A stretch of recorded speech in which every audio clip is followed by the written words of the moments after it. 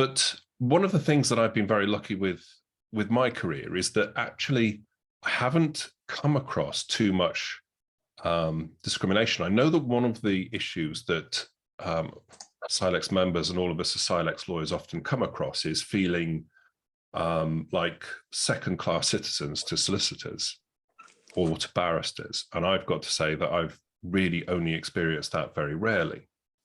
And one of the reasons that I've only experienced that very rarely is because I was very fortunate to work for an employer that took quite a diverse approach to the lawyers that it employed, and particularly it just simply gave everyone job titles of legal advisor or senior legal advisor and so on and so forth.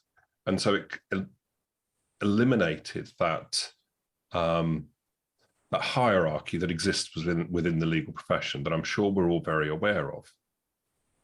And this is where I see one of the main challenges that we have got, and one of the main challenges that we're taking on board and have done certainly over the last, specifically over the last few months, as we've been doing our little tour around the country and not only meeting CILEX members, but also meeting CILEX employers.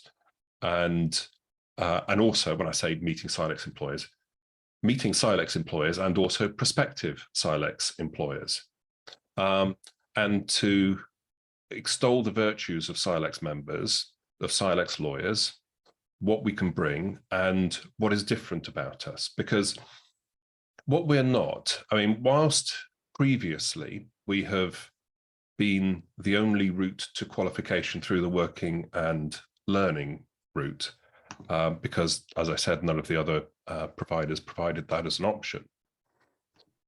What we are now in a situation of is not just being the work and learn route to qualification, but of course we've now got our completely revamped CPQ qualification.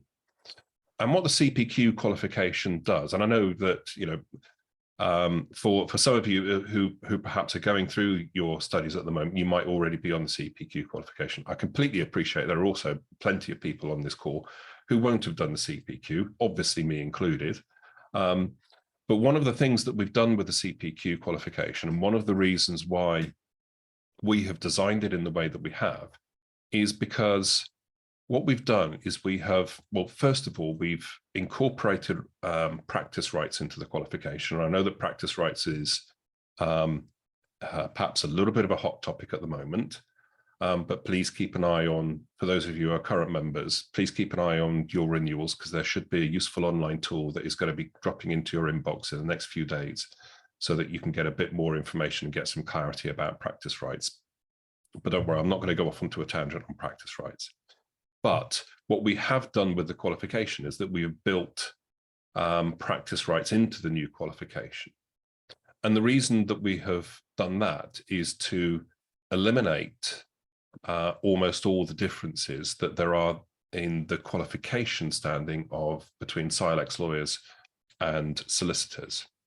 And of course, one of the reasons why we wanted to do that was to promote the recruitment of CILEX lawyers in preference to solicitors. Now, you might say, yeah, but Matt, all that's doing is it's just bridging the gap. It's not making us any different as such. But what we've then also done as part of the qualification itself is that we have built in business skills into the qualification. So standard business skills, which isn't built into the solicitor's qualification. And so what we are trying to do with that is that we're trying to ensure that we are equipping lawyers for the future with not just, of course, the legal knowledge, but with business knowledge as well. Because after all, we're all working in businesses. We've all got to have some commercial nous. Some of us are managers of businesses or running our own businesses. And obviously, in order to do that, you need to have business skills. And certainly when we were designing the qualification, that was one of the things that we were hearing from employers, was that they were frustrated that a quite large proportion of the lawyers that they employed didn't have the business skills that were needed. They were great legally, but not necessarily great from a business perspective. So that's one aspect of the CPQ that makes helps make us different to other types of lawyers. Now, the other aspect of it is, of course, that we are specialist lawyers. So the route to qualification through CILEX is done in a way to ensure that we become specialist lawyers. Now, of course, you could say again that, well, solicitors become specialist lawyers as well, and that is true, but they do that later because they qualify as a generalist lawyer and then they become a specialist lawyer at a later point. So again, if you are an employer, then what that means for you is that if you are recruiting or employing a solicitor, you then have to wait for them to specialize within your business before they become particularly productive. And essentially what we're saying is that CILEX lawyers are hitting the ground running. We are doing the work, we're doing the specialist work from day one of qualification. Although actually, I now correct myself, it's not actually from day one of qualification because, of course, we are in the business and we're working whilst qualified. So actually, we're already doing that specialist work for the employer throughout our studies.